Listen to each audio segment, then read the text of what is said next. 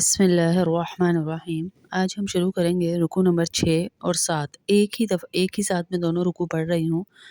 سورہ بقرہ رکوع نمبر 6 اور رکوع نمبر 7۔ بسم اللہ الرحمن الرحیم۔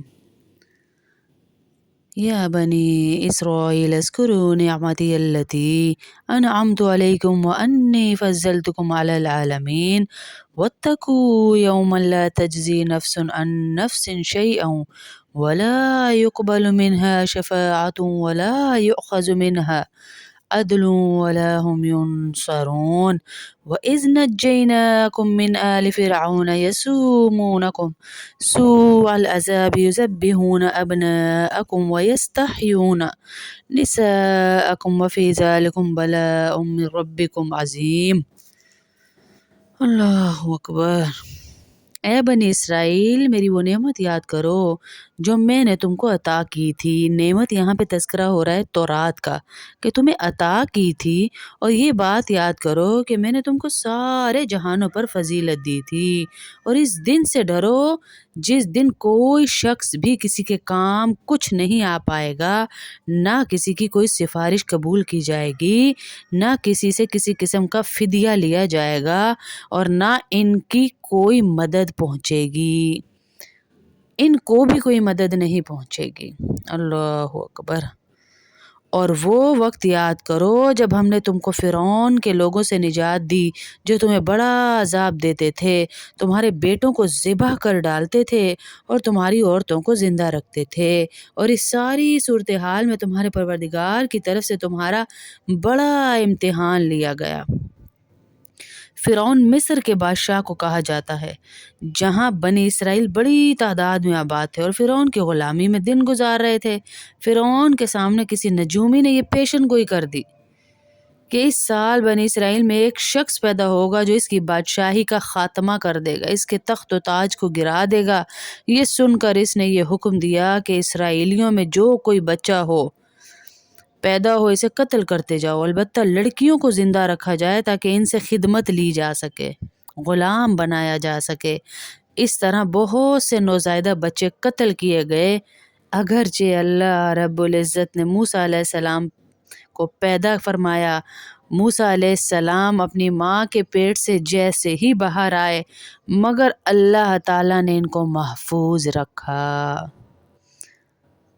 اس کا مفصل قصہ انشاءاللہ سورہ قصص میں ہم پڑھیں گے آگے، سورہ طٰہٰ سورہ قصص میں انشاءاللہ۔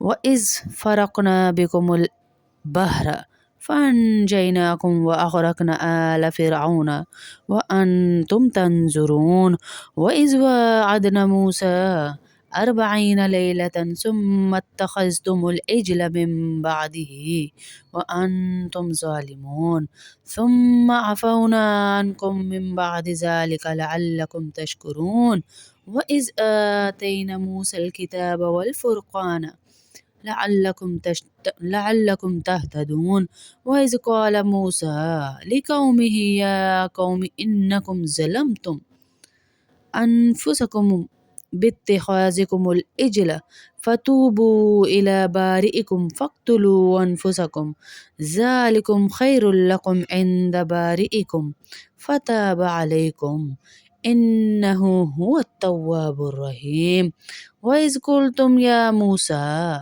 لن نؤمن لك حتى نرى الله جهرة فأخذتهم الصاعقة وأنتم تنظرون۔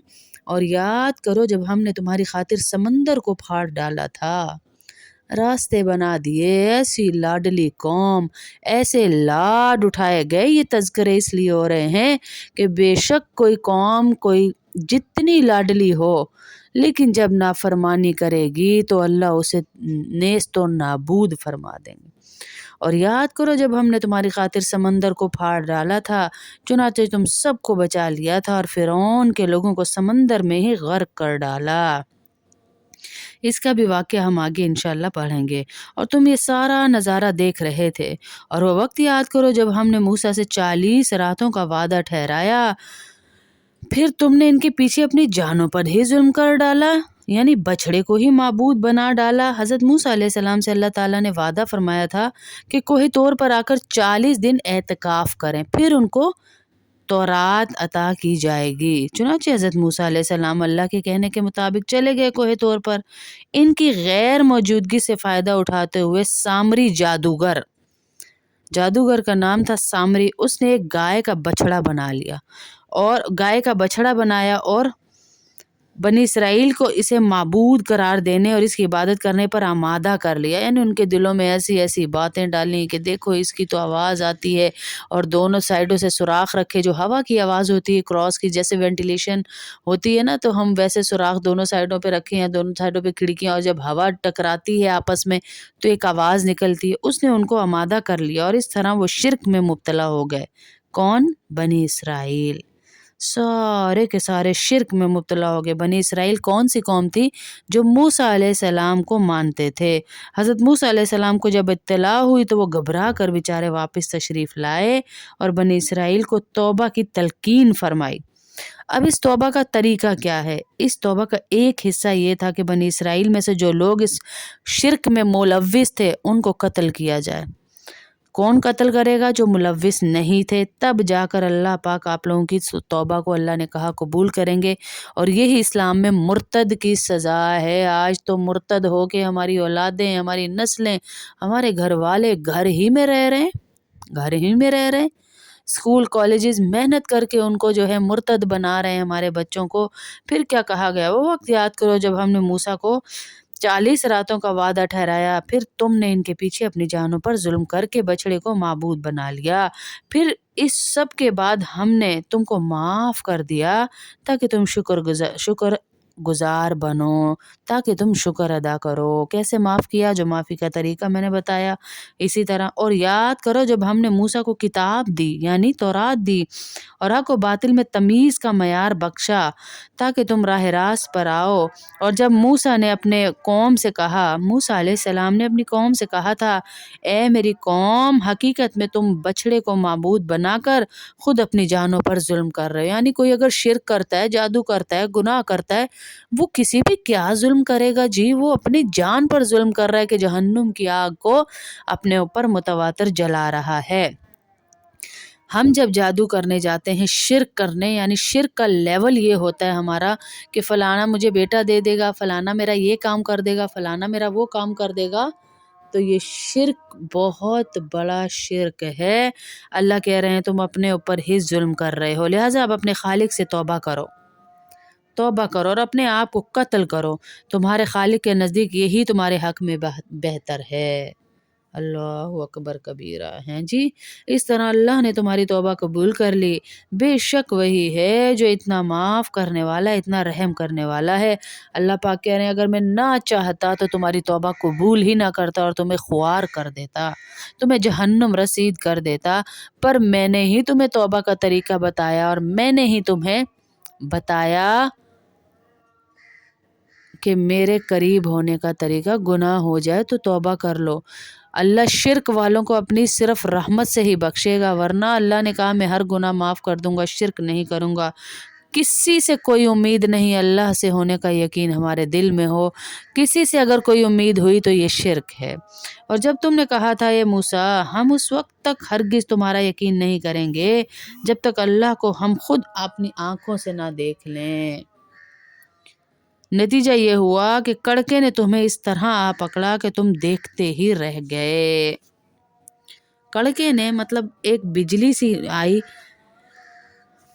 जब हज़रत मूसा अलैहिस्सलाम कोहे तूर से तौरात लेकर तशरीफ़ लाए तो बनी इसराइल ने इनसे कहा कि हमें कैसे यकीन आए भाई कि अल्लाह ताला ने वाकई हमें इस किताब पर अमल करने का हुक्म दिया है। शुरू में इन पर हुज्जत तमाम करने के लिए अल्लाह ने इन्हें बहुत समझाया, बराह रास्त खिताब फरमाकर तौरात पर अमल का हुक्म दिया, मगर वो कहने लगे जब तक हम अल्लाह को आँखों से ना देख लें हमें कैसे यकीन आए। उनकी इस गुस्ताखी पर एक बिजली के कड़के ने उन्हें आ घेरा और वो बाज़ रवायात के मुताबिक मर गए और बाज़ के मुताबिक बेहोश हो गए। फिर अल्लाह ने इन्हें दोबारा ज़िंदगी दी। इस वाक़े की तफसील भी इंशाअल्लाह आगे सूरह आराफ में हम पढ़ेंगे इंशाअल्लाह। सुम्मा बअस्नाकुम मिन बअदि मौतिकुम लअल्लकुम तशकुरून वज़ल्ललना अलैकुमुल गमाम वअन्ज़लना अलैकुमुल मन्ना वस्सलवा कुलू मिन तय्यिबाति मा रज़क़नाकुम وما ظلمونا ولكن كانوا أنفسهم يظلمون وإذ قلنا ادخلوا هذه القرية فكلوا منها حيث شئتم رغدا وادخلوا الباب سجدا وقولوا حطة نغفر لكم خطاياكم وسنزيد المحسنین۔ اور پھر ہم نے تمہیں تمہارے مرنے کے بعد دوسری زندگی دی تاکہ تم شکر گزار بنو۔ ہم نے تم کو بادل کا سایہ عطا کیا ہیں، اللہ کہہ رہے ہیں بھول گئے، ہم نے بادل کا سایہ عطا کیا، تم پہ من و سلوہ نازل کیا اور کہا کہ جو پاکیزہ رزق ہم نے بخشا ہے شوق سے کھاؤ، اور یہ نافرمانیاں کر کے انہوں نے ہمارا کچھ نہیں بگاڑا بلکہ وہ خود اپنی جانوں پر ہی ظلم کرتے رہے۔ اور وہ وقت بھی یاد کرو جب ہم نے کہا تھا کہ اس بستی میں داخل ہو جاؤ اور اس میں جہاں سے چاہو جی بھر کے کھاؤ اور بستی کے دروازے میں سر جھکا کے داخل ہونا، ہاں، اور یہ کہتے جانا یا اللہ ہم آپ کی بخشش کے طلبگار ہیں، حطۃ، آپ کی بخشش کے طلبگار ہیں، حطۃ، آپ کی بخشش کے طلبگار ہیں۔ اس طرح اللہ نے کہا کہتے ہوئے داخل ہو جاؤ، تمہاری خطائیں معاف کر دیں گے اور نیکی کرنے والوں کو زیادہ ثواب بھی دیں گے۔ ہیں؟ بنی اسرائیل نے جہاد کے ایک حکم کی نافرمانی کی تھی جس کی پاداش میں انہیں صحرائے سینا میں مقید کر دیا گیا تھا، لیکن اس سزا یابی کے دوران بھی اللہ تعالیٰ نے انہیں جن نعمتوں سے نوازا، یہاں ان کا ذکر ہو رہا ہے کہ اللہ نے ان کو سایہ عطا کیا۔ صحرا میں چونکہ کوئی چھت ان کے سروں پر نہیں تھی، اس لیے ان کو دھوپ کی تمازت سے بچانے کے لیے کبھی سزاؤں میں بھی اتنی عطائیں ہوئی ہیں، کبھی سزاؤں میں عطائیں ہوئی ہیں، یہ عطائیں ہو رہی ہیں، یہ انتظام فرما دیا کہ ایک بادل مسلسل ان کے اوپر سایہ کیے رہتا تھا۔ اس صحرا میں جہاں کوئی غذا دستیاب نہیں ہوتی تھی، اللہ تعالیٰ نے غیب سے من و سلوہ کی شکل میں انہیں بہترین خوراک مہیا فرمائی۔ بعض روایات کے مطابق من سے مراد ترنجبین ہے جو اس علاقے میں بہت زیادہ پیدا کر دی گئی تھی، اور سلوہ سے مراد بٹیرے ہیں جو بنی اسرائیل کی قیام گاہوں کے آس پاس ہی رہتی تھیں، کثرت سے منڈلاتی رہتی تھیں، اور کوئی انہیں پکڑنا چاہتا تو وہ بالکل حرکت نہیں کرتی، مزاحمت نہیں کرتی تھیں۔ بنی اسرائیل نے ان تمام نعمتوں کی بری طرح ناقدری کی اور اس طرح خود اپنی جانوں پر ظلم کیا۔ فبدل الذین ظلموا، اللہ اکبر کبیرہ، ہیں جی، فبدل الذین ظلموا قولا غیر الذی قیل لهم فانزلنا علی الذین ظلموا رجزا من السماء بما كانوا يفسقون وإذ استسقى موسى لقومه فقلنا اضرب بعصاك الحجر فانفجرت منه 12 عينا قد علم كل أناس مشربهم كلوا واشربوا من رزق الله ولا تعصوا في الأرض مفسدين۔ اس سے پچھلی والی آیت پہ ہمارا رکوع مکمل ہو گیا ہے، چونکہ ہم نے 7واں رکوع بھی ساتھ ہی پڑھنا ہے تو اس لیے میں آگے پڑھ رہی ہوں، ورنہ اس لیے پچھلی آیت پہ بما کانوا یفسقون پہ ہمارا 6واں رکوع مکمل ہو چکا ہے، اور یہاں سے ہم شروع کر رہے ہیں اب 7واں رکوع۔ وَإِذْ قُلْتُمْ يَا مُوسَى لَن نَّصْبِرَ عَلَىٰ طَعَامٍ وَاحِدٍ فَادْعُ لَنَا رَبَّكَ يُخْرِجْ لَنَا مِمَّا تُنبِتُ الْأَرْضُ وَمِن بَقْلِهَا وَقِثَّائِهَا وَفُومِهَا وَعَدَسِهَا وَبَصَلِهَا قَالَ أَتَسْتَبْدِلُونَ الَّذِي هُوَ أَدْنَىٰ بِالَّذِي هُوَ خَيْرٌ۔ مگر ہوا یہ کہ جو بات ان سے کہی گئی تھی ظالموں نے اسے بدل کر ایک اور بات بنا ڈالی، نتیجہ یہ ہوا کہ جو نافرمانیاں وہ کرتے آ رہے تھے ہم نے ان کی سزا میں ان ظالموں پر آسمان سے عذاب نازل کیا۔ اور وہ وقت بھی یاد کرو جب موسیٰ نے اپنی قوم کے لیے پانی مانگا تھا تو ہم نے کہا اپنی لاٹھی پتھر پر مارو، چنانچہ اس پتھر سے 12 چشمے نکل گئے۔ یہ واقعہ بھی اس وقت جب بنی اسرائیل میں محصور ہو گئے صحرا سینا میں، وہاں پانی کا کوئی چشمہ نہیں تھا، تو اللہ رب العزت نے ان کو اللہ نے ایک معجزے کے طور پر پتھر سے 12 چشمے پیدا فرمائے۔ حضرت یعقوب اسرائیل علیہ السلام کے 12 بیٹے تھے، ہر بیٹے کی اولاد ایک مستقل قبیلہ بن گئی، اور اس طرح بنی اسرائیل 12 قبیلوں میں تقسیم ہو گئے، اور اللہ تعالیٰ نے ہر قبیلے کے لیے الگ الگ چشمہ جاری فرمایا تاکہ کوئی الجھن پیش نہ آئے۔ یہ اس وقت کی بات بتائی جا رہی ہے۔ ہر ایک قبیلے نے اپنے پانی پینے کے لیے جگہ معلوم کر لی۔ ہم نے کہا اللہ کا دیا ہوا رزق کھاؤ پیو اور زمین میں فساد مت مچاؤ، اور وہ وقت بھی یاد کرو جب تم نے کہا تھا اے موسیٰ ہم ایک ہی کھانے پر صبر نہیں کر سکتے۔ اجی پیٹ بھرا ہوا ہو تو کچھ اچھا نہیں لگتا نا جی، ہیں؟ یعنی منو سلوا دیا جا رہا ہے اللہ کی طرف سے، اللہ کا دسترخوان سج کر آ رہا ہے تو ان کو اچھا نہیں لگ رہا۔ موسیٰ علیہ السلام سے کہا جا رہا ہے ہمیں نہیں چاہیے یہ والا کھانا۔ ارے تم سزا میں ہو، سزا میں عطائیں مل رہی ہیں، شکر گزاری کے بعد تم ناشکری کر رہے ہو، لہٰذا ہماری خاطر اپنے پروردگار سے مانگیے۔ اکثر اوقات ہوتا یہ ہے جس لمحے میں ہمیں اللہ کا شکر ادا کرنا ہوتا ہے اسی لمحے میں ہم اللہ کی ناشکری کر رہے ہوتے ہیں۔ جیسے میں نے ایک بزرگ کا واقعہ بتایا تھا کہ وہ جا رہے تو اپنے ننگے پاؤں کو دیکھا اور کہا یا اللہ کیا فائدہ، تو نے پاؤں تو دے دیے چپل تو دی نہیں، کیا فائدہ تھا تیرے پاؤں دینے کا۔ تھوڑا سا آگے بڑھے تو دیکھا ایک بندہ صرف دھڑ ہے، نہ پاؤں ہے نہ ہاتھ ہیں، اور زبان سے الحمدللہ الحمدللہ اللہ اکبر سبحان اللہ، یعنی اللہ کا ذکر کر رہا ہے، پاکی بیان کر رہا ہے۔ تو اس بزرگ نے کہا تیرے پاس اللہ کی کون سی نعمت ہے جو تو اتنی شکر ادا کر رہا ہے؟ تو اس نے کہا نہ پاؤں ہے نہ ہاتھ ہیں لیکن زبان تو ہے، یہ نہیں دیکھتا کہ میں کھانا کھاتا ہوں، میرے پاس دانت تو ہیں، میرے پاس منہ تو ہے، میں پیشاب پخانے کی نعمت سے تو محروم نہیں ہوں۔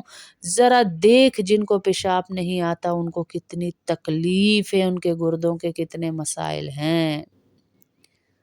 اصل مقام پھر اس بزرگ نے کہا جہاں میرے پاؤں پہ نظر پڑی تھی وہ شکر کا تھا کہ میں نے شکر کرنا تھا، لیکن میں نے ناشکری کر کے اس مقام کو گوا دیا۔ یہ وہی تھے حضرت موسیٰ کے سارے ماننے والے کہنے لگے یا اللہ ہم بور ہو گئے ہیں، ہمیں کوئی اور چیز چاہیے، جیسے ہمیں نا دسترخوان سامنے لگے آرڈر کر دو۔ اللہ اکبر کبیرہ، یعنی وہ کہنے لگے ہمیں کچھ اور چاہیے، ہماری خاطر اپنے پروردگار سے مانگیے، وہ ہمارے لیے کچھ وہ چیزیں پیدا کرے جو زمین اگایا کرتی ہے، یعنی زمین کی ترکاریاں، اس کی ککڑیاں، اس کی گندم، اس کی دالیں اور اس کی پیاز۔ موسیٰ نے کہا جو غذا بہتر تھی کیا تم اس کو ایسی چیزوں سے بدلنا چاہتے ہو جو گھٹیا درجے کی ہیں؟ یعنی اللہ تمہیں بہتر دے رہا ہے، اللہ کا دیا ہوا بہتر ہوتا ہے، تم نئی نئی فرمائشیں کر رہے ہو۔ پہلے اوپر ان کو اللہ رب العزت نے کہا، یہاں پر دیکھیے پہلی ہی آیت میں کہ اس طرح داخل ہونا کہ حتتن کہتے ہوئے سر جھکاتے ہوئے نافرمانیاں کرتے ہوئے آ رہے ہو، تو انہوں نے حتتن کا بھی مذاق اڑایا اور اس بستی میں داخل ہوتے ہوئے ہنتتن نون کے ساتھ ہنتتن کہنا شروع کر دیا۔ حتتن کے معنی ہیں یا اللہ ہماری بخشش فرما، اللہ نے ایک جملہ دیا کہ یہ بولتے ہوئے جانا تاکہ مجھے رحم آ جائے تمہارے اوپر، یہ اس کا بھی مذاق اڑاتے ہوئے گئے اور کہنے لگے ہنتتن یعنی گندم چاہیے یا اللہ، بخشش نہیں گندم چاہیے، گندم چاہیے۔ اللہ اکبر کبیرہ، پھر بھی اللہ نے معاف فرمایا کیونکہ لاڈلی قوم تھی نا جی، ہیں؟ پھر آگے اللہ پاک فرما رہے ہیں اہبطوا مصرا فإن لكم ما سألتم وضربت عليهم الذلة والمسكنة وباءوا بغضب من الله ذلك بأنهم كانوا يكفرون بآيات الله ويقتلون النبيين بغير الحق ذلك بما عصوا وكانوا يعتدون۔ الحمدللہ ثم الحمدللہ، ہمارا 7واں رکوع بھی مکمل ہوا سورہ بقرہ کا۔ رات کی کلاس ہوتی ہے یہ ہماری، جمعرات جمعہ ہفتہ۔ اللہ کا کروڑ دفعہ شکر۔ ترجمہ پڑھ لیتے ہیں اس کے بعد مختصر سی دعا۔ خیر ہے، ایک شہر میں جا اترو تو وہاں تمہیں وہ چیز مل جائے گی جو تم نے مانگی ہے، یعنی اللہ سے جو دعائیں کر رہے ہیں وہ والی اللہ رب العزت نے کہا تمہیں مل جائے گی۔ وَبَاءُوا بِغَضَبٍ مِّنَ اللَّهِ، پھر کہا جا رہا ہے اور یہودیوں پر ذلت اور بے بسی کا ٹھپا لگا دیا گیا، وہ اللہ کا غضب لے کر لوٹے۔ یہ سب اس لیے ہوا کہ وہ آیتوں کا انکار کرتے تھے اور پیغمبروں کو ناحق قتل کرتے تھے۔ یہ سب اس لیے ہوا کہ انہوں نے نافرمانی کی اور بے حد زیادتیاں کی تھیں۔ اللہ اکبر، بے حد زیادتیاں کی تھیں، اس لیے ان کے ساتھ یہ ہوا۔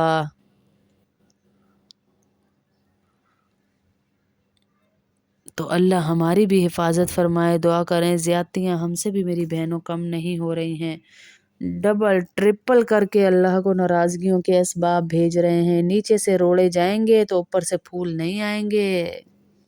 ہاں، نیچے سے روڑے جا رہے ہیں تو اوپر سے پھول نہیں آئیں گے میری بہنوں۔ اللہ سے وہ مانگیے، اللہ کو ایسے اعمال بھیجیے جیسے آپ کو حالات چاہیے۔ حالات اچھے چاہیے تو اعمال بھی اچھے جانے چاہیے۔ ہاں، حالات اچھے چاہیے تو اعمال بھی اچھے بھیجیے تاکہ اللہ رب العزت ہمارے گھروں میں روزیوں کی برکت دے۔ میری دعا ہے جتنی بہنیں سن رہی اللہ ان سب کی روزیوں میں برکت دے، ان کے شوہروں کے کاروبار، نوکریوں میں، پیسوں میں برکتیں عطا فرمائے، عافیت عطا فرمائے، رزق حلال کمانا آسان فرمائے۔ جتنے بچے ہیں گھروں میں ان کو والدین کی آنکھوں کی ٹھنڈک بنائے اللہ۔ جتنے نافرمان ہیں اللہ ان کو فرما بردار بنائے، اور جتنی بے اولاد میری بہنیں یا اللہ تجھ سے التجا ہے، تجھ سے گزارش ہے، تجھ سے گڑ گڑا کے ایک گزارش ہے میرے اللہ، ان کو اولاد نرینہ عطا فرما۔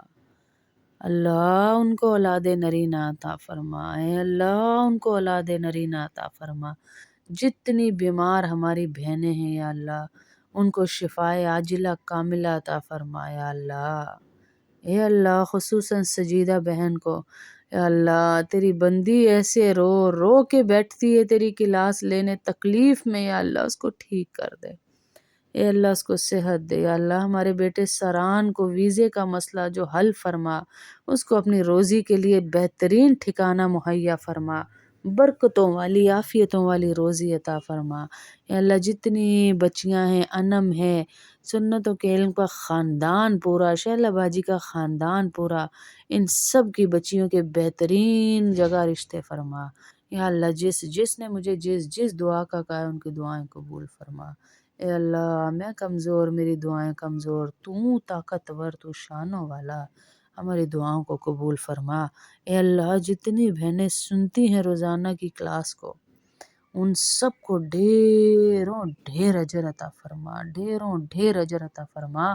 میرے پاس الفاظ نہیں میرے اللہ، میں کیسے ان کا شکر ادا کروں کہ وہ تیرے کلام کو کھولتی، پڑھتی، دیکھتی، سمجھتی، سنتی ہیں یا اللہ۔ ان سب کو ڈھیروں اجر عطا فرما۔ ہمارے والدین جو زندہ ہیں ان کو ان نیکیوں میں سے اجر عطا فرما۔ جن کے میرے سمیت والد جا چکے یا اللہ اس دنیا سے، ان کے والدوں کا درجہ بلند فرما، درجہ بلند فرما، جنت الفردوس عطا فرما۔ دل سے دعا ہے، دل سے دعا ہے کہ یا اللہ ان کو جنت الفردوس عطا فرما۔ بہت بڑی یا اللہ تجھ سے فرمائش کر رہے ہیں، پر کیا کریں، کدھر جائیں تیرے سوا ہیں؟ اللہ ہماری دعائیں قبول فرما، آمین، اللہم آمین۔